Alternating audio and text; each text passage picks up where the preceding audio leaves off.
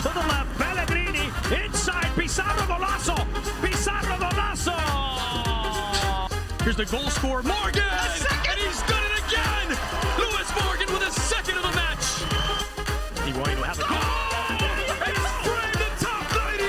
It's a sensational first goal for Gonzalo Higuain.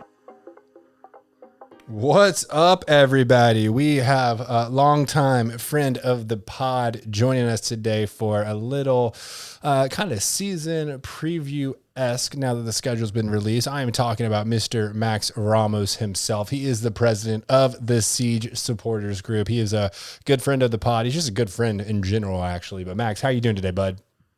I'm doing fantastic, guys. Excited as all hell for this season. Absolutely, man. We are officially 2 weeks away. Can you believe that? Right now, the match would actually be almost finished by now. Yeah. Hopefully with a win. Absolutely. Hopefully with a win, because, you know, nothing's cooler than losing to USL teams. But the full schedule's been released. You can go ahead and get on the interwebs. Go to Google. It's a really good search engine. Type in Inter Miami season schedule, and that's going to give you all the information that you're going to need. I believe our main focus is actually just going to be on a few of these teams that we're playing multiple times. Yeah, no, I mean, first and foremost, you know, the MLS has 27 clubs, 34 regular season matches, 17 home, 17 away for those fast math folks out there. Top 7 teams for each conference will qualify for the playoffs that are currently scheduled to begin on November 19th, and the MLS Cup is currently scheduled for December 11th. Obviously, this is up to COVID if these do come true, but hopefully that is where we're looking. And Dan, got to ask you, man, Max. Max, gotta ask you, bud. I wish I was built like Dan. That would make my life. That'd be awesome. Dan is an absolute unit. Moving too quickly there, but what are your expectations for 2021, man? Honestly, like, guys, with everything that we've seen from player signings of guys like Gregor, and in the influx of just energy and enthusiasm coming from Phil Neville and from Chris Henderson, the club is completely different than it was back in November when we got blown out by Nashville. It's a completely different culture going on. Went to the kit launch and met with Phil Neville before the kit launch and just his enthusiasm and his preparation and he comes in. What I was really extremely fascinated by was the fact that he came in with knowledge of the league. I was really, really surprised that he had detailed notes ready to go of every single team. And it was really, really something. And I'm really excited for this year. You mentioned 34 games, 17 home, 17 away. We're in a really good spot, honestly, because we actually have, if you really think about it, we have 19 games at home because of Montreal.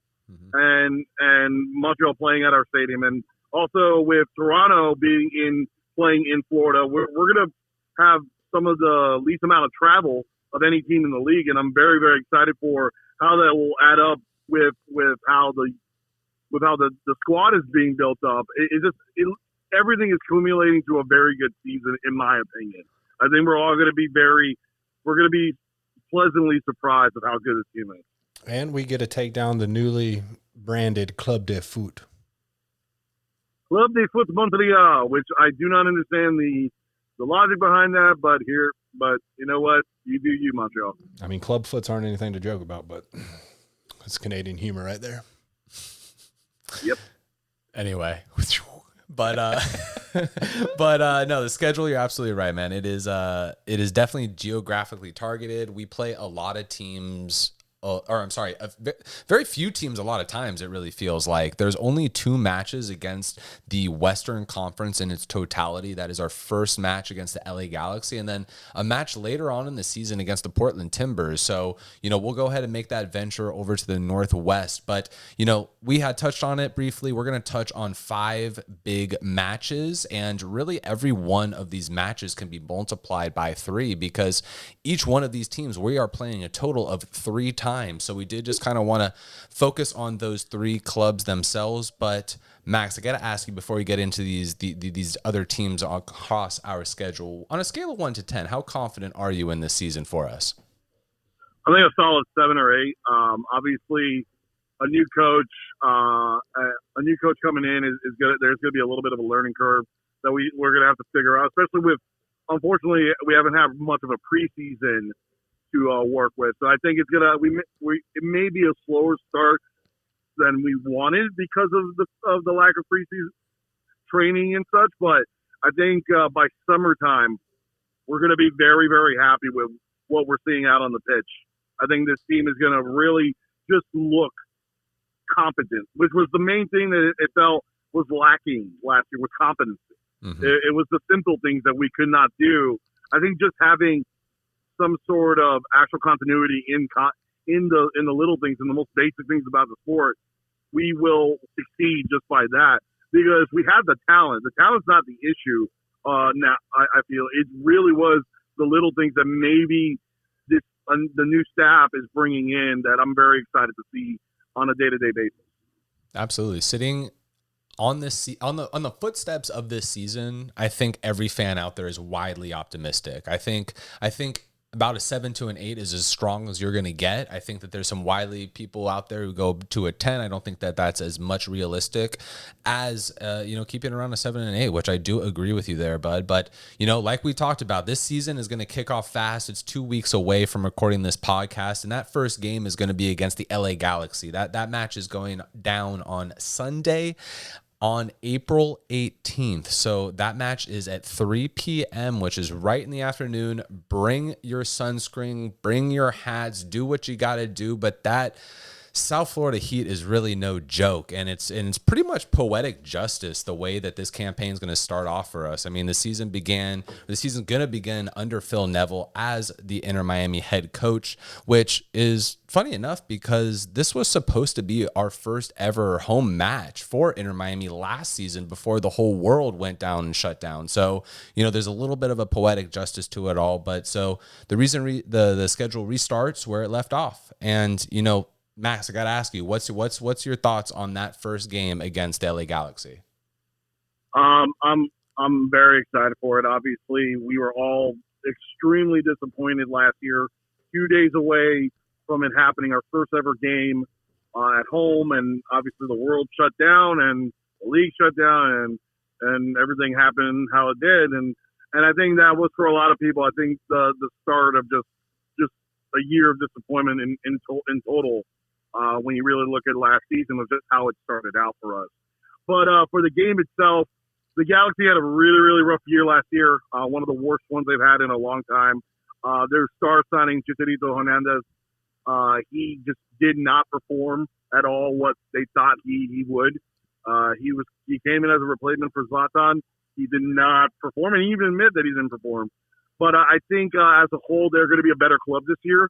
I think they're going to want to start out on the right foot, and we have to be ready for that. I think too, you're going to see a highly competitive match where if you told me there was 5 or 6 goals, I wouldn't be surprised because of like what we expect both teams to be and what both teams are trying to prove. So I expect a wild one. It's going to be a lot of fun that day. It's going to be a lot of fun.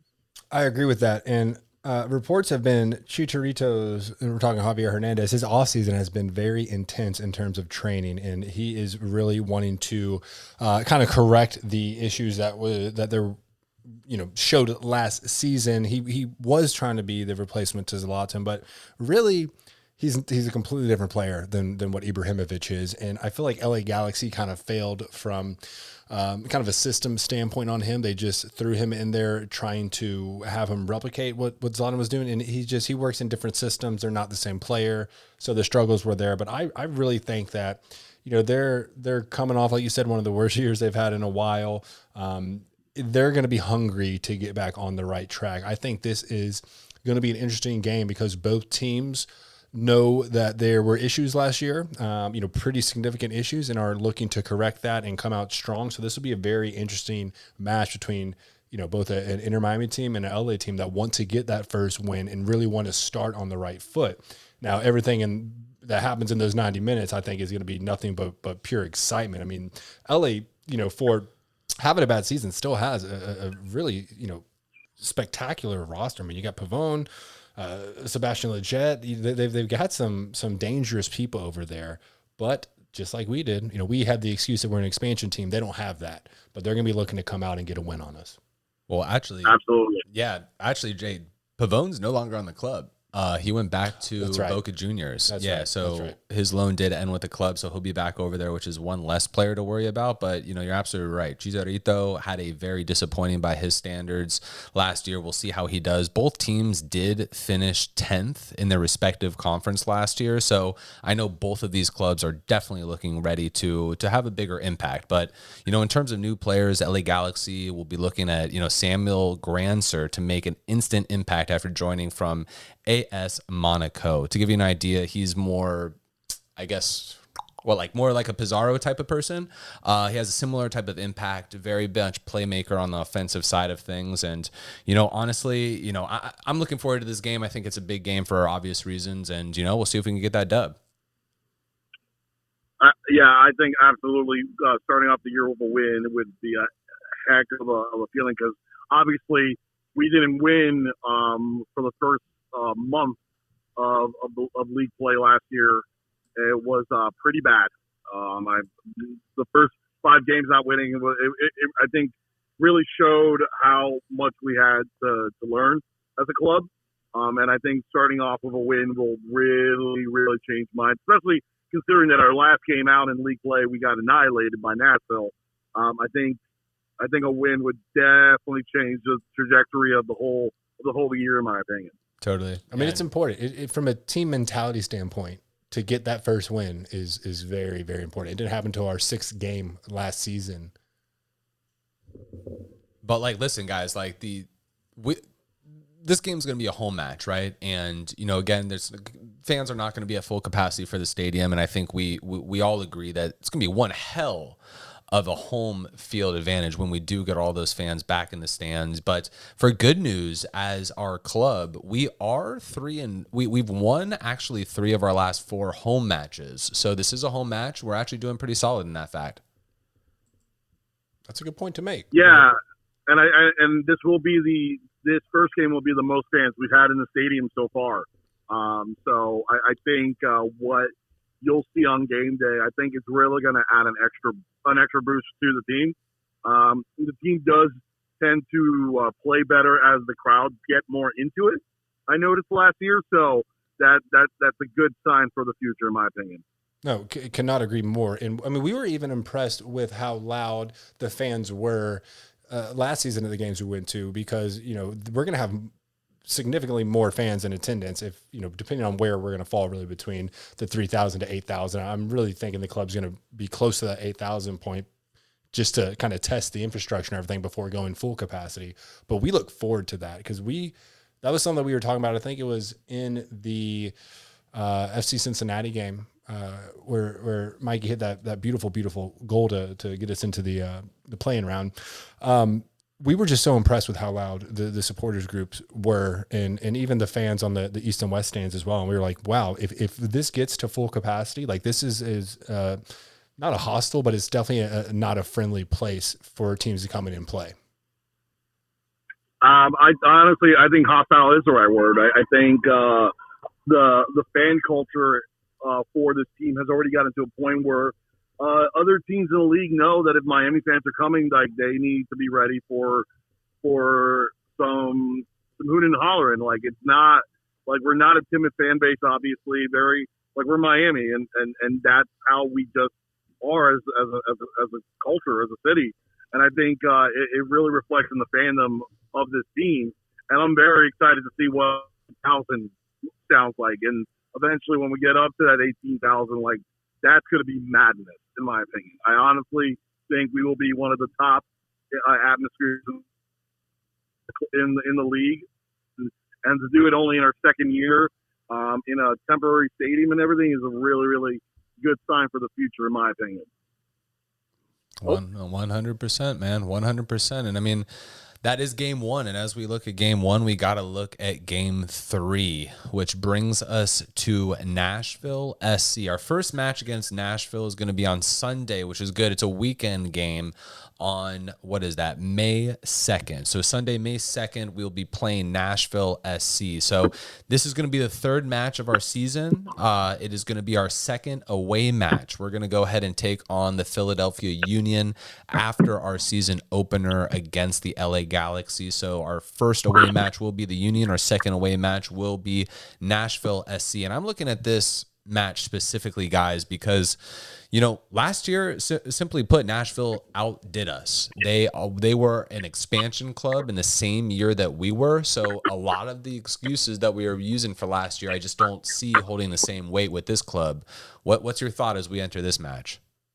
Yeah, you're dead on right. Last year, honestly, in my opinion, Nashville was the club that I thought we would beat. The way they performed, and the way their season panned it out was very much what I believed we were going to have, and I thought the way we ended up being was how I was thinking they would be, and they proved a lot of people wrong. They have a really, really good squad, and what the thing is that they don't have any actual star players on that squad, but what they do well is that they follow Gary Smith, their manager, his system. They follow to the word, and it shows like that. They have a team cohesiveness that you don't really see, especially in an expansion club with a new coach. Like, you don't see that usually, and it was very surprising. And it's going to be a tough match. When you have guys on that team like Cadiz and Dax McCarty, who are they're just fighters. When it comes to the game, they're just fighters, and we got to be ready for them. And it's weird because they're one of the few teams that we played multiple times last year that we couldn't beat, and I think that's something that we're gonna want to prove. That any of the players who were here last year are gonna definitely want to prove themselves against Nashville because of how last season ended. So I'm very excited for that game. Yeah, I mean, they built their team from their back line and then filled it out from there. I mean, you talk about a team that's going to say, hey, we can park this bus and we are much more confident in our defense than you are in your attack. And they're a team that, they don't really have those star players. I mean, like Hani Mukhtar, very good. They do have some quality players, but if they can figure out an attack and really become clinical with their attack, then they're going to be one of the best teams in the Eastern Conference. The hardest part that most teams have to worry about is just trying to find a way to break down the defense to score some goals. And typically they were just doing that without really too much offense productivity. They could beat you with their defense, but if they can figure out that offensive standpoint, then they're going to be a very, very tough squad. Yeah, I think you said that you thought Inter Miami was gonna kind of play similar to what they did. Like, we all thought our back line was going to be our strong point at the start of last season, and then we realized pretty quick that our back line was actually one of our weaker points. I mean, Nashville turned heads for obvious reasons. This is why this game sits on the schedule, and there's 3 matches over the course of the season that really just stands out. I mean, Nashville finished 7th in the Eastern Conference last year, which, it led to a departure in the playoffs, which good for them. We did make the playoffs, but they did make it to the semifinals against the Columbus Crew. So Nashville won 3 games in a row playing against some pretty tough competition towards the end of the regular season, which included, Orlando City, Inter Miami, and Toronto, which are all 3 playoff teams. And honestly, fellas, we haven't necessarily played well against this club. We suffered a 3-0 loss last year. The goals came from Randall Leal, Hani Mokhtar, as well as Dax McCarthy, who are all returning. And like we touched on it, their backline being superior to most, the 2020 Defensive Player of the Year and MLS Best 11 Walker Zimmerman. So that's the type of heat that they're bringing. I think that was the only game that we did not watch in its entirety last season. Yeah, that was. I think we shut it off at the second half, and he just walked out of my house. I don't know if I said anything. I don't think he did at all. I was like, well, I guess he's going. I was one of the 30 Inter Miami fans who went. And I can tell you it was extremely disappointing the way we played in that game. From start to finish, they were the better squad. Like, it wasn't even a competition. I mean, and no, I was going to say they proved that all year. I mean, we had 1 draw and 2 losses, 0 wins. That's not good. No, and I think everybody on the squad who was here last year, and even the new guys, even Neville, even Gregor, any of the new guys, I think they know what happened last year. They're probably going to be told by teammates, and I think that's going to be another game that we're going to really want to prove ourselves. So the league kind of did us favors by giving us, like, the first 3 games are not easy ones. They're good, but it gives us the ability to say, hey, like, we can really show ourselves today. I mean, like, this first month of the season, whether or not we are a better squad, we're a better team than we were last year. I think it's going to be a trial by fire, but I think everybody is looking forward to it, in my opinion. Yeah, well, most of their games were won by 1 goal. You know, it's a team that they're not really going to have high scoring. I mean, of course, they did put up 3 on us, but most of their games are like 1-0 or, you know, 1-1, 2-1. Like, they're a team that you've got to be able to find a way to break through their defense, and they do have one of the best defenses in the league. Well, I think, Max, you brought up a great point. I think, you know, when you open up the calendar, right, and you look at the schedule for the first time, you see the LA Galaxy, the Philadelphia Union, and the Nashville SC, and you're like, holy shit, like, god damn, like, the schedule gods were not good to us, right? But then I think as you slowly start to dive deeper into our schedule, I actually think, you know, looking at it as it's in, you know, totality and in its entirety, I think it's not that bad of a schedule, to be honest, guys. I may be sitting on a scale of 1 to 10, maybe around a 6. Yeah, it's friendly. I would say it's definitely, after like the first 3 games, it gets definitely more friendly. And these are teams that we've played before. These are teams that we've all competed with before. I mean, I would love to see us get back out there with the Red Bulls and trying to avenge that 4-1 beatdown that they gave us. But yeah, I would have honestly liked, just from like a fan standpoint, I would have liked to see more games against Western Conference teams.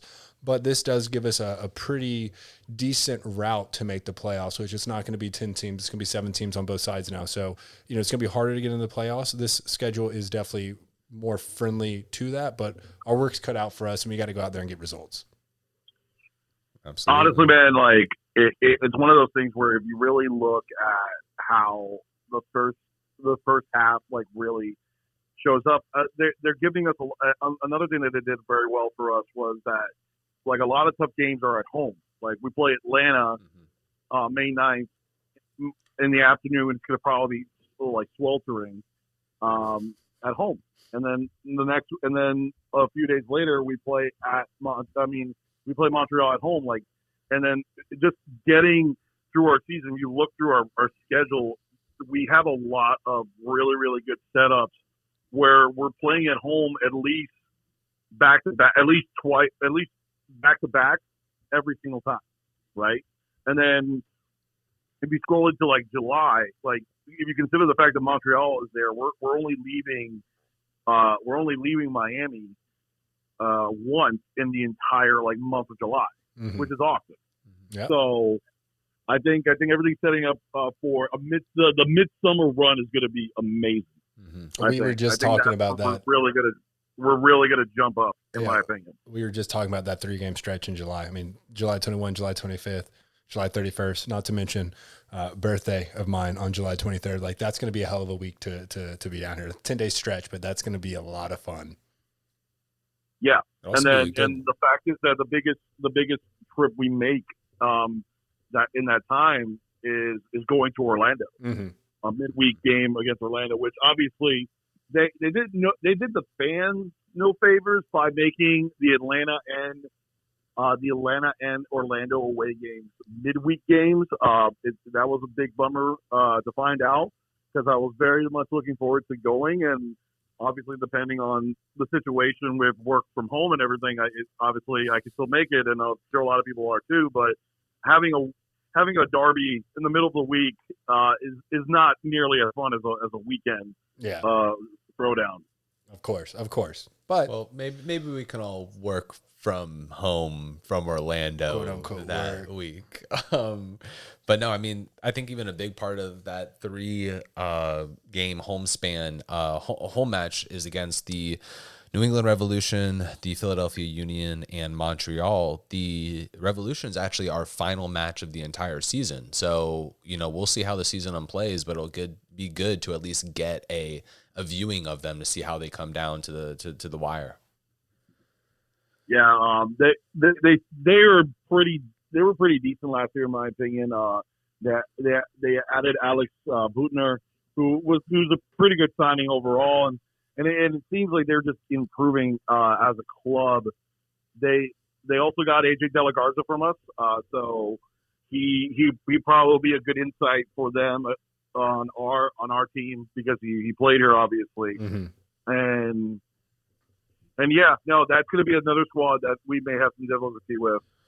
Yeah, we'll see how those games go. But moving on to the third most intriguing, not in any order, but that is absolutely Orlando City. And our first time playing Orlando City this year is going to be on Friday, June 25th. We are going to be playing them 3 times, which is a common theme over this podcast over this season.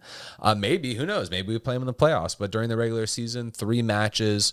Orlando finished the 2020 season 4th place in the Eastern Conference. And we actually talked about this last podcast, but, it's kind of taking us back to that moment where, LGP put in that header to go ahead and put us ahead of Orlando City, and our home match at the Derby was pretty fun. It was pretty fun to see that go down. And obviously Orlando's looking at I don't know if they're that different this year, but they're slightly different. One big piece will be missing. That is the Daryl DK that does haunt this club for the last, 16 months or so. We're the biggest DK fans. I know. Underrated, dude. Like, we are pretty big DK fans, but, to be a U.S. men's soccer fan. But what do you think about Orlando City this year, Max? Obviously, last year, the games against them were highly competitive. Obviously playing them in MLS Cup, losing to them was very disappointing. But we did beat them. We did beat them twice, so that was also very nice. For our first win was against them, and then obviously we went up to Orlando. An amazing day overall. Obviously disappointing that we lost, but the away game was fantastic as an experience. They're going to be good. Like even Gary Neville said it himself. He's like he really rates Oscar Pareja as a coach, and I would agree. He's a great manager. They added their star signing of the offseason was Alexander Pato, and that obviously he's gonna be the linchpin for the team. I think overall, they just Orlando City was not Orlando City of yesteryear last year. They finally broke through. They broke through in their 5th year. Congratulations to them. It took them so long, and they finally did it. And you got to be happy for them because God, they were awful for so long. And I do expect them to continue to improve. But what our team showed last year was, even though they were in year 5 and we were in year 1, there was no game against Orlando where it was like outrightly like they were better than us. Like we could have won every single game we played against them. We just didn't show up at moments, not even the whole game. Like in the game in Orlando, like Breck Shea scores a hell of a goal, but then like a lot of other games last year, we gave up a goal soon afterwards. It was extremely disappointing. And it's like, and if we are able to like hold firm after we score, I think we're going to be in a good spot to beat them a few times this year. Yeah, no, it's something to look forward to. And what we were just talking about on the episode we just recorded was that, we played them 4 times. We won twice, we lost twice. So this is kind of, a tiebreaker. And I'm happy they're good. You got to be happy for them. They finally broke through, and you want that rivalry to continue to be so much fun. And it's only going to be fun if both teams are decent. Of course, we can beat up on Atlanta like we did last season, but like that didn't even really feel good because we know they don't have their all-star weapon, Joseph Martinez. So, you want these good games here, and I think we're going to get some more out here. I'm very interested to see how Pato fits into the MLS, if he can deliver, because his career has been ups and downs, and we're not really sure what we're going to get from him. So I don't know why I say we're, like, they're not really sure what they're going to get from him yet, I think. Yeah. We'll see. If he comes back and he's in an MVP form, he's the most dangerous man in the league. Like, it's not even a question. And then they added a bunch of players this offseason. Obviously, our boy Mikey Ambrose went back to Atlanta after pit stopping in Miami, and they've added a few other good guys that I think as a whole, they're going to be much better this year.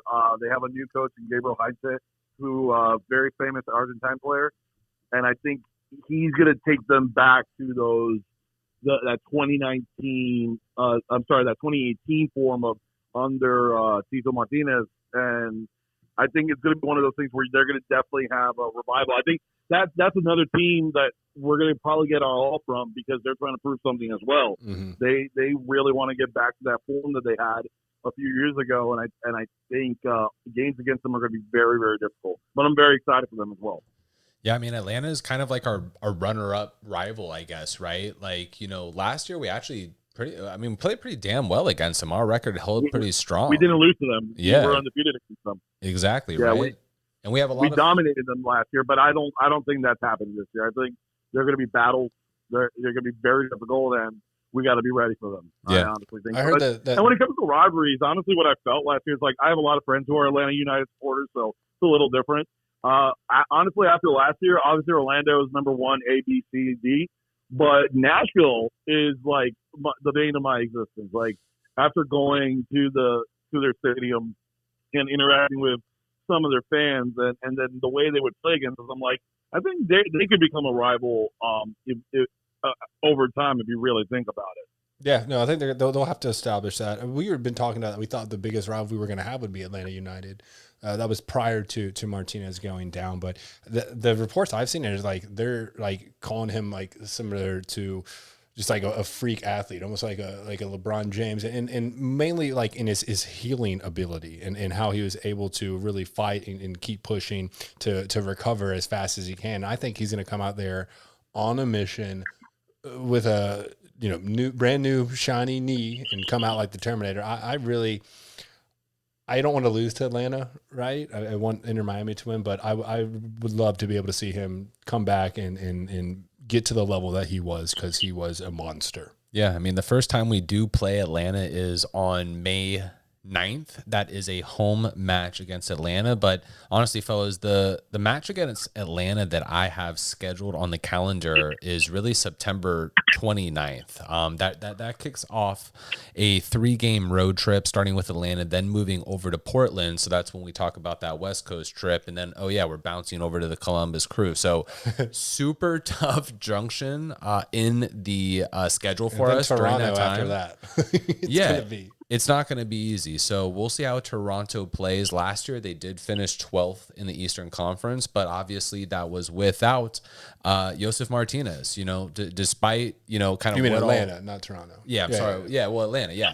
Atlanta without Josef Martinez getting basically torn ACL was not a product that anybody wanted to see out on the pitch. So, unfortunately, though, for Atlanta, it is safe to say that the loss of Julian Gressel is a massive blow to their team. That's a big piece of their club that they are no longer having this year. But again, like we said, Josef Martinez will be back on the pitch for them after missing the entire 2020 season. And if you're a little new to the MLS and not really sure who this guy is, he got injured, I believe it was in the first match of last year. Against Nashville, yeah. Yeah, I was actually up in Tahoe watching it with a couple buddies who are a part of the Atlanta United supporters group. So it was pretty devastating to watch, and he was the 2018 MLS MVP. So we will see how he will play. And, funny enough, they did have a preseason match underneath their belt, guys. It was actually the match that we had to cancel. They went ahead and played the Charleston Batteries, and they crushed them 6-1. Wow. And that's what you would expect. And it's funny, them crushing the Battery is kind of like a unicorn, because a lot of MLS clubs have struggled in the preseason. We obviously lost to the Rowdies. FC Cincinnati got blown out. New York Red Bulls lost. Like a lot of MLS teams have lost in the preseason to lower league sides, and obviously that could stem from a million reasons. And no one cares about preseason results at the end of the season because they're not a dictation on how you're going to be. But the fact that they did win so handily against a USL side, it could mean something, or it could just be a misnomer. We'll just have to see. It's tough when you don't really get too much information from these closed door games. You know, like did Martinez play these games? Do we know if Joseph played? I'm not sure. You know, they keep that stuff close. I know, like that. So yeah, I mean that's impressive regardless. Because after losing to the Rowdies, I was like, damn, if we lose it to USL teams, like it's not going to be received well in the South Florida. Always patient and reasonable community. Always forgiving. Yeah, so forgiving the fans are down here, you know. Oh yeah. But at least we're not Cincinnati.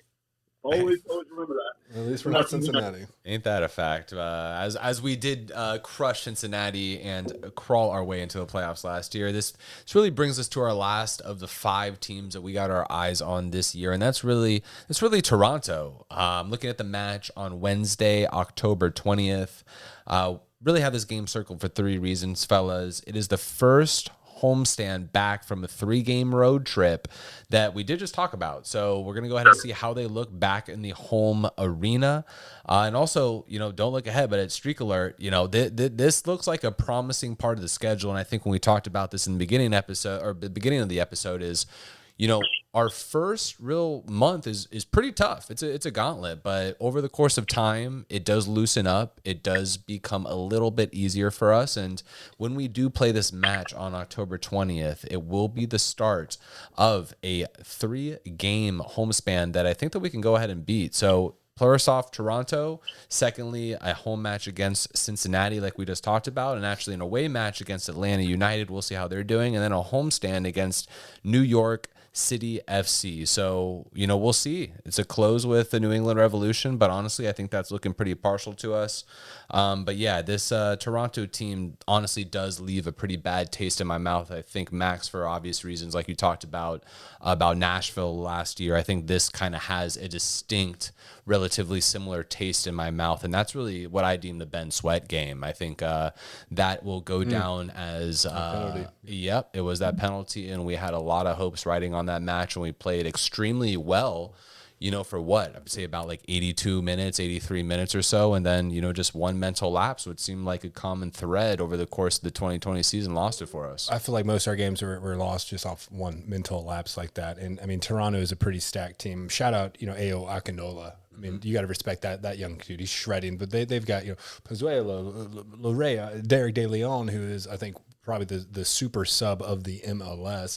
And Toronto's coming off. They just beat MLS Cup winners Columbus Crew 4-2 in preseason. And again, it's preseason, but you can use that as some sort of like barometric measure of where your team is right now. So, you know, this is a team that finished second in the East last year, and this is a team that is kind of really starting to break through from being one of those just mid-range teams to one of the top upper tier teams of the MLS.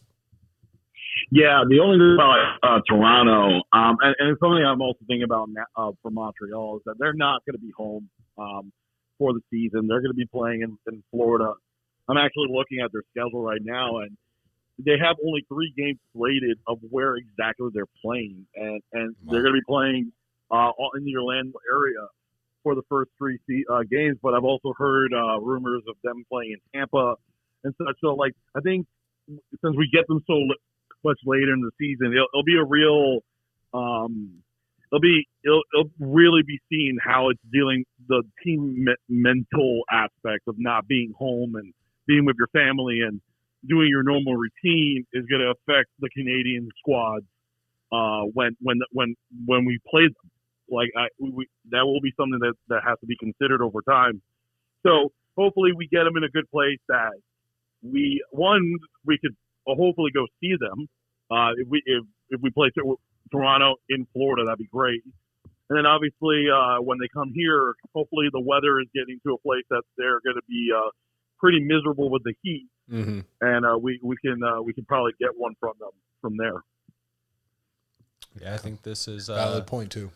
Yeah, I think you're absolutely right. I mean, it's definitely going to suck for the Canadian teams this year, Montreal and Toronto playing down in the state of Florida. But, we touched on it early in the podcast. It's working out for us. I mean, certainly way less travel time. There's really kind of, I guess, 3 clubs that we're going to play in the state of Florida, and that's Orlando, Toronto, and Montreal, as weird as that may sound.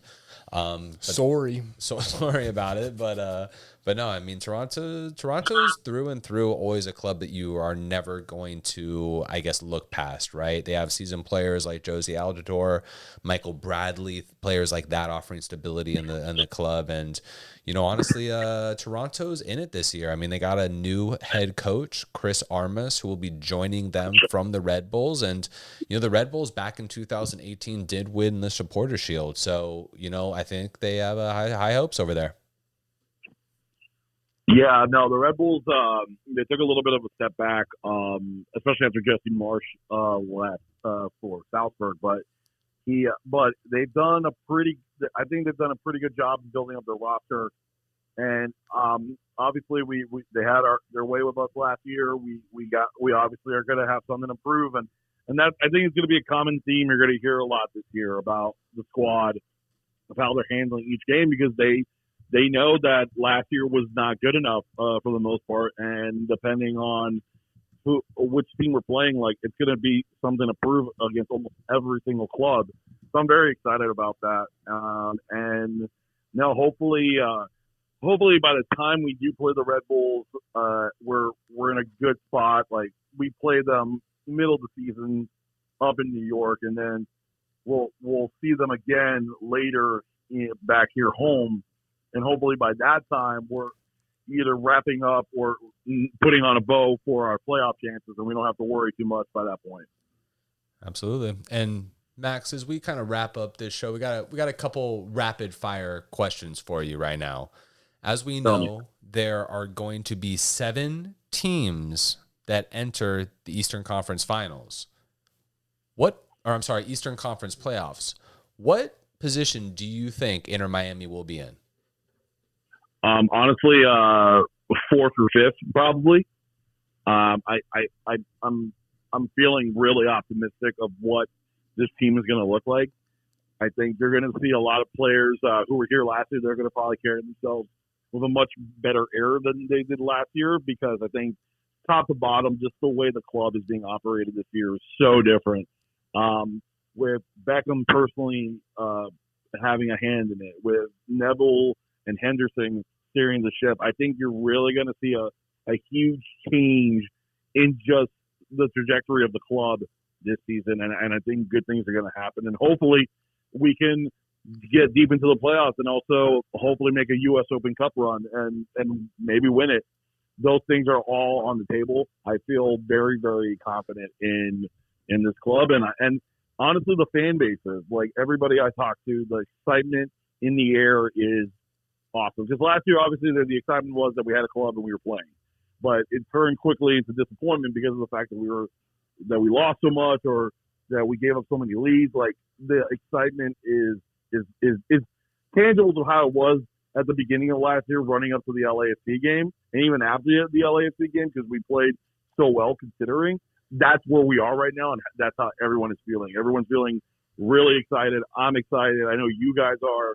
And these next 2 weeks cannot go fast enough. Absolutely. Like, I'm so hyped. Yeah, man. Champions League, and then the March Madness championship game, and then we're there basically. I'm trying to just stay patient and set shorter term goals to focus on. But yeah, 2 weeks away, and we're going to see you out there.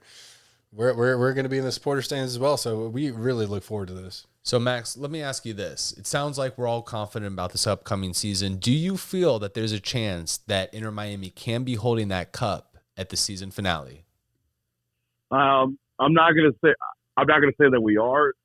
Weird things have happened in MLS where a team sneaks in. Like Columbus was very good last year, but if you would have told me at the beginning of the season they were going to win the cup, I would probably not have believed you.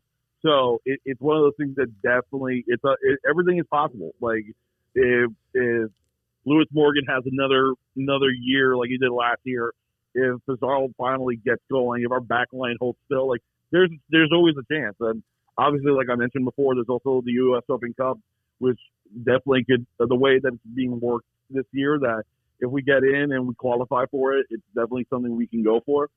And then in the playoffs, it honestly, a lot of times you just got to get lucky, and you got to get good at the right time. And if we're hot going in, I could see us competing for it, and that I feel would be amazing.